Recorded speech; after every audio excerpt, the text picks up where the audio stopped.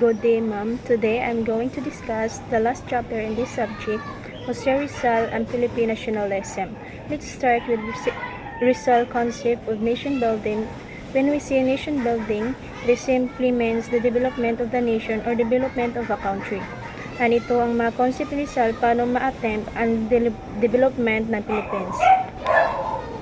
Despite political inhibitions, Rizal aimed at the restorations of his Filipinos' dignity and the recognition of their natural rights. He gained a better perspective of this country's problem. So, even though hesitant ang Spanish government to provide equal rights and freedom to the Filipinos, Dr. Jose Rizal still wanted to regain what have been taken away to them. He was able to witness the abuses, injustices at mga operasyon na ginagawa ng mga Spaniard. So, si Rizal conducted continuous campaign to improve the conditions of the Philippines. Through his political writings and ideas, ginamit ng si Rizal na instrumento para i-voice out yung mga injustices at treatment ng mga Spaniards ang kanyang galing sa pagsusulat. So, si Rizal proves that pen is mightier than swords. Rizal did not only use pen to fight the colonizers, but he became the pen himself, serving as the voice of the Filipinos during his time. So next, he began to understand that the prolonged subjugations of his people was caused primarily by two factors, namely the absence of national consciousness and the education of the people. Dito, na-realize ni Dr. Jose Rizal na kaya pala tayo matagal na sakop ng colonizer is because of these two factors. First, lack of national consciousness. When we say national consciousness, it means a person's awareness of the issues happening in his or her surroundings. Ang point dito ni Rizal, somehow, ang mga Pilipino before, wala silang kamalay-malay doon sa mga operation at justices na ginagawa ng mga colonizers. And hindi din gaano aware ang mga Pilipino noon ang mga implement law at right ng mga Spaniards government ay somehow biases para sa kanila. So, pinapaboran lang noon ng mga laws at mga right privilege ay ang mga Spaniards. Second factor, the education of the Filipinos. The system of education here in the Philippines during the colonial period were controlled by colonizers. Yes, somehow grateful tayo and thankful tayo sa mga Spaniards because they offered and brought educations in the Philippines. Kaya lang, yung education na ino-offer nila sa Philippines was mostly religions-oriented and controlled by the church. So, ang mga pare noon o mga paring Espanyol ang nagdesisyon kung ano ang ituturo nilang subject sa mga school. And ang majority focus nila ay religion, kaya religion because gusto nila na i-convert ang mga Filipino natives into Christianity. His blueprint of nation building includes the importance of education, installing racial pride and dignity among the people, the promotions of nation consciousness, the reorientations of values and attitudes, and the willingness to sacrifice for the country.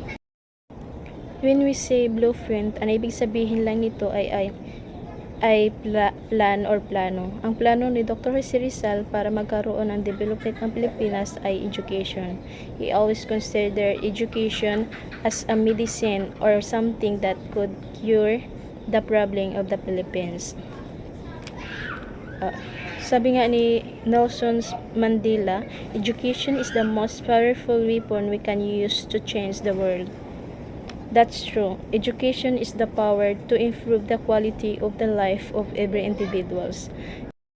Instilling racial pride and dignity. So ito naman, it's about nurturing our self-esteem and love for the country or for the Philippines. Binuboost nito ang ating self-confidence. promoting of national consciousness. Ito naman dapat aware tayo sa mga issues and happening in our country. Hashtag may pakialam. In order for us to attain development according to Dr. Jose Rizal, kailangan meron tayong pakialam sa nangyayari sa ating nation or sa ating bansa. Reorientations of values and attitude. According to Dr. Jose Rizal, in order for us to more ahead or in order for us to step up as a nations, we have to reorient our values and attitudes. So, ang point dito ni Dr. Jose Rizal in order to attain development, kailangan natin mag-sacrifice para sa sarili nating bansa. Next one, Rizal's look upon education as a prerequisite to the realizations of the Filipinos' freedom. It is taught educations that Filipino obtain knowledge of themselves as individuals and as a members of nation. According to Dr. Jose Rizal, the backwardness or pagiging underdeveloped ng Pilipinas during the time of Spaniards was not because of Filipinos' indifference and indolence. Hindi dahil sa pagkakaiba ng Pinoy at tamad, but rather it's the neglect of the Spanish authorities in the Philippines, yung pagiging walang pakialam ng mga Spanish government sa mga colonizers. For Rizal, the missions of education is to evaluate or uplift yung status ng isang bansa. Since education is a prerequisite for a social progress, Dr. Rizal claimed that only through education could the country be saved from dominations of being controlled. The long period of colonial dominations and the constant humiliations and discriminations experienced by the Filipino people from their colonial master produced a feeling of interiority and the lack of racial pride and dignity. Alright, so these are some of the main negative impact done by the Spaniards trials among discriminations and humiliations or pamamahiya na na-experience ng mga Filipino from the Spaniards. Bumaba ngayon yung self-confidence nila, yung dignity nila, yung self-respect sa pagiging isang Pilipino. Isa sa mga factor na na-mention ni Rizal kung bakit may tendency na maging tamad ang mga Pilipino ay yung feeling of inferiority or ang baba ng tingin nila sa bilang isang Pilipino dahil yun sa mga kolonyal. Kung baga ang mindset ng mga Pilipino noon, dito na lang kami, hindi na namin kayang lampasan yan mga kayang gawin ng colonizer, kung baga nakasit na sila ng boundary. Next, wanted his people to delegate their thoughts, words, and actions not solely to themselves as individuals, but to themselves as citizens of a nation. So, according to Rizal, in order for us to attain development, we must reorient our values and attitude. Baguhin natin yung mga pangit na attitude and values na meron tayo. I-relate natin sa day-to-day experience natin ang hardship, paghihirap, struggles, pagdurusa na na-experience ng iba. Ito ang rason kung bakit nagiging strong tayo lalo. So according to Rizal, the sacrifices experienced by people strengthen them even more and they have to ensure it. Kailangan natin o tiisin. Suffering is parts of human life. Result Program of Actions. Number 1. Organize a group of Filipino students in Madrid that would use their varied talents to work for solution to the Philippine problems. Círculo Hispano-Filipino. Revista del Círculo Hispano-Filipino. So yun, kung babalikan natin nakaraan during his years in Madrid, Rizal's writing were important to the Philippine struggle for reforms since they serve increase awareness about the country plight and need for change So, at times sa panahon ni Rizal, may organisasyon siyang nagawa para sa pagtitigam ng Pilipino nakapag-aral sa Universidad ng Madrid na magkakaroon ng pagtitipon at maipakita ang mga talento para sa kasalukuyang hinaharap ng mga problema dito sa atin sa Pilipinas. Number 2, propose writing a book similar to Harriet Beecher to Uncle Tom Cabin and Eugene Sue, The Wandering Jew, which would deal with the various aspects of Filipino life. The book would be for project of the Circle Hispano-Filipino, which is member contributing a chapter. This book was entitled Noli Me Tangere. Gayunpaman, tungkol sa way klaro na pangingibabaw ang kapangyarihan ng mga Kastila kaysa sa mga Pilipino, ang Noli Me Tangere na sinulat ni Dr. Rizal ay isa sa mga nakilala upang isawalat ang kapansin na hindi pagkakapantay-pantay ng turing ng Katolikong pari at gobyerno ng Kastila sa mga Pilipino. Number 3.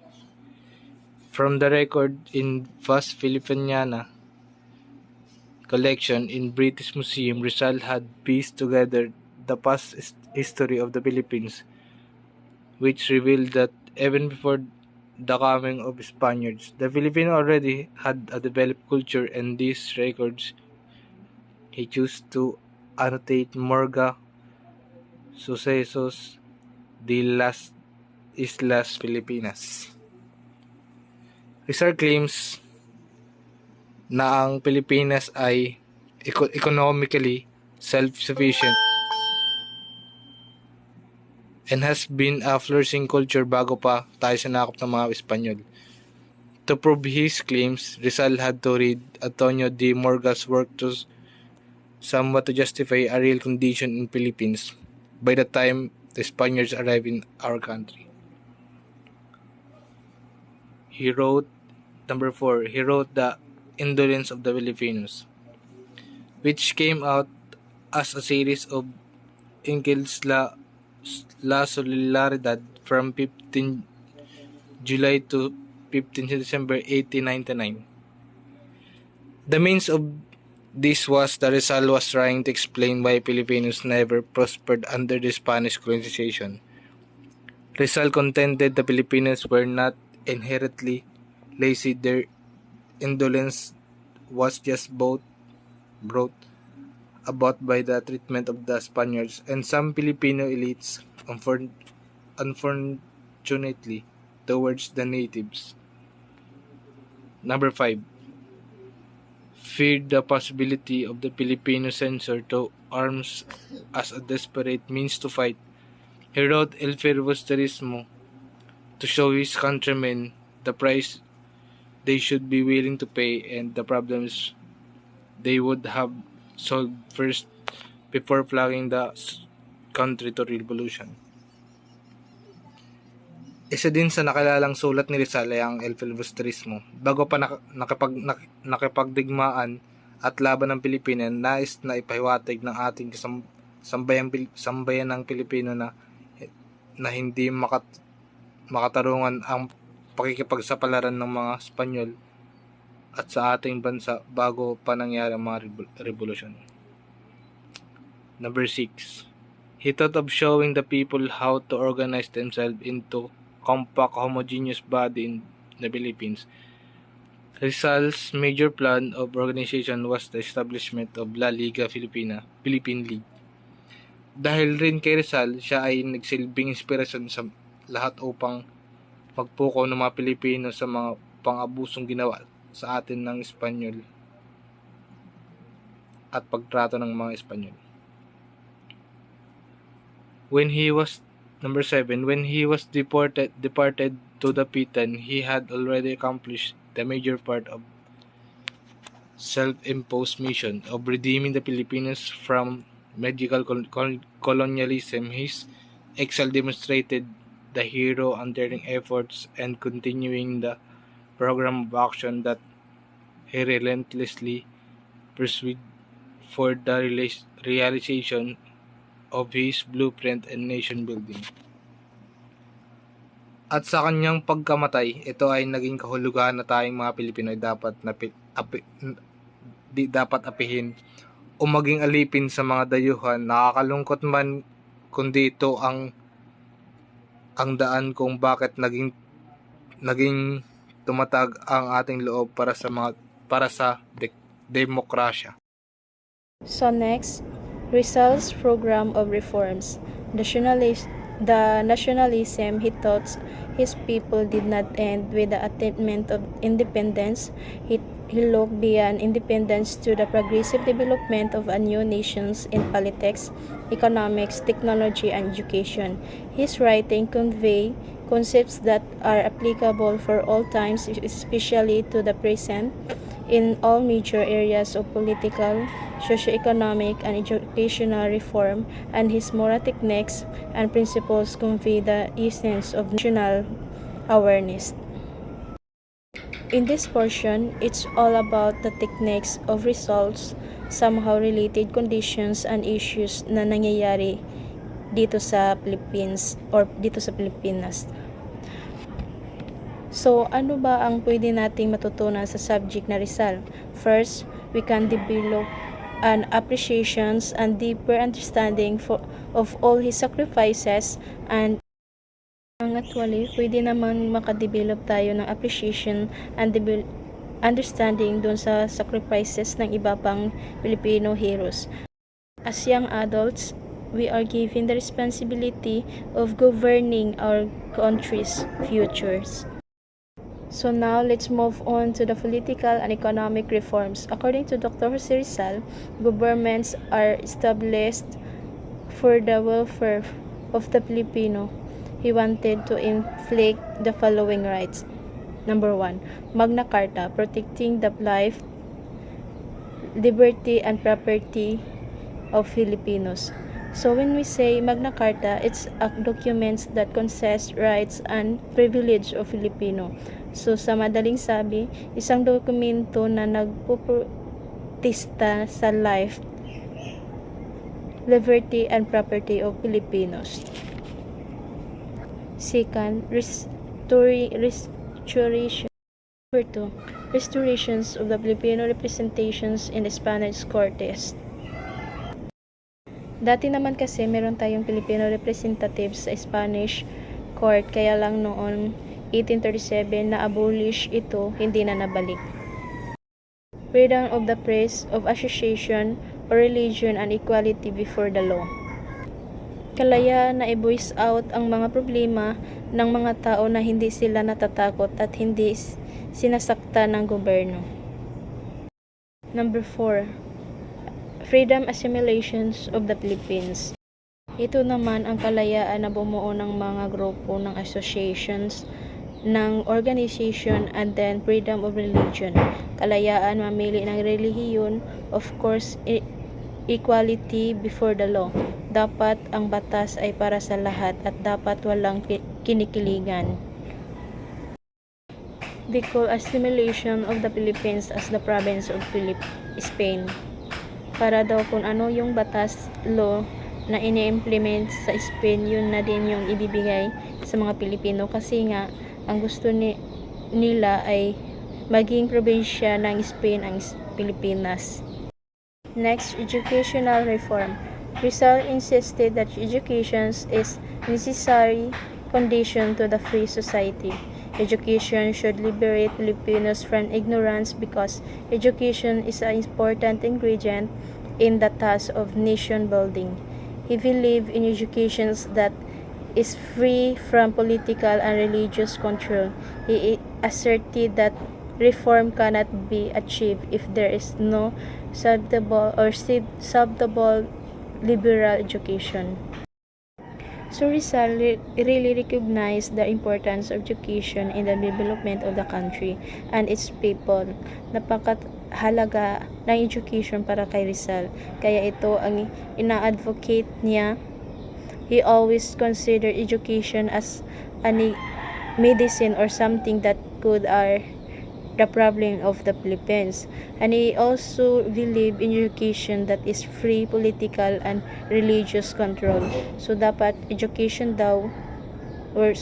ang education daw walang control at walang pakialam ang political, at the same time walang intervention ang religion.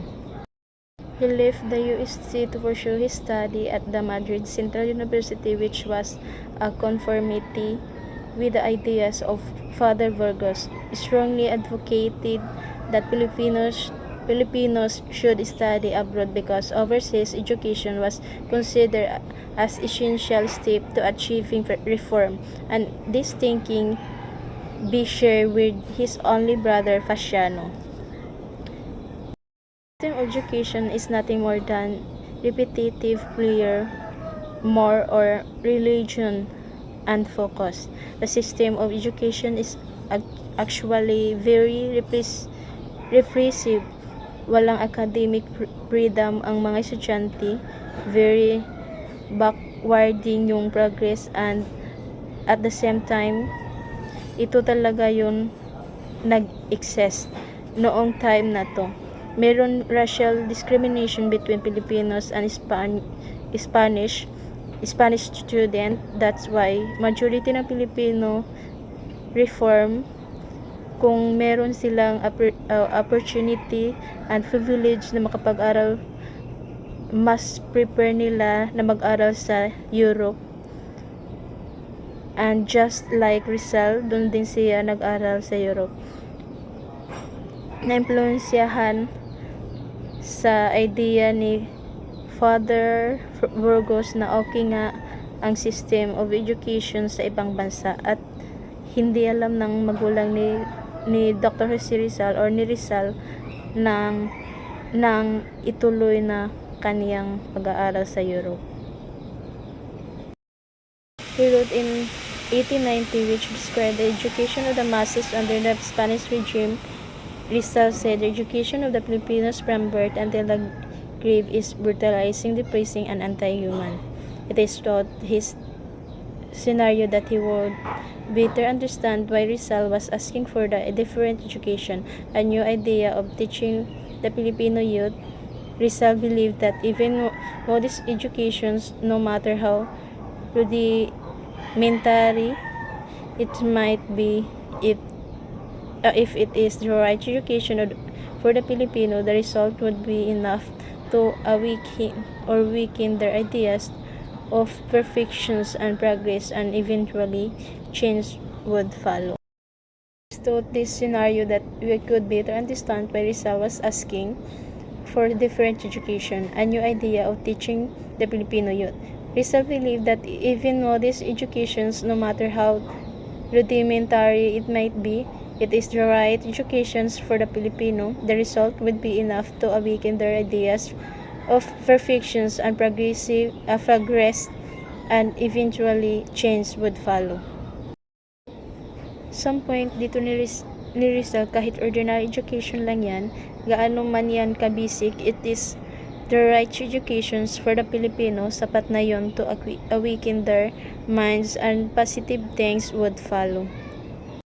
Now, let's move on with the requirements of Rizal in his own ideas or own concept of the education. 1. The curriculum of modern liberal education should include either religion, hygiene, mathematics, natural and social science, literature, languages, physical culture, and the art. 2. There should be a weekly accounting by teachers of student progress and conduct. The will be have ones to be awarded with a posting of their names, and the parents should be informed monthly of the progress, conduct, and health of their child. 3. The school should insist on accuracy and punctuality. 4. Teachers to be employed must pass admission examination on a competitive basis if there are several applicants. 5. to be no racial discrimination in the admission of students. Number 6, gymnastics and swimming are obligatory. Number 7, classes would be 6 hours a day, include a total of 2 hours of physical culture and the arts. Number 8, human relationship between teachers and pupils should not be ignored. The teacher should work with the student and be their leader and co-worker as well as their mentor. Number 9, instruction should be practical and should stimulate thinking rather than be a parrot-like reproduction of book learning. Students should learn by participation in a natural situation. Number 10, education should receive substantial aid to make instructions effective. It is not sufficient that there are students to be taught. The teacher should be regretted reputations, moral strength, and some freedom of actions on socio-economics reform.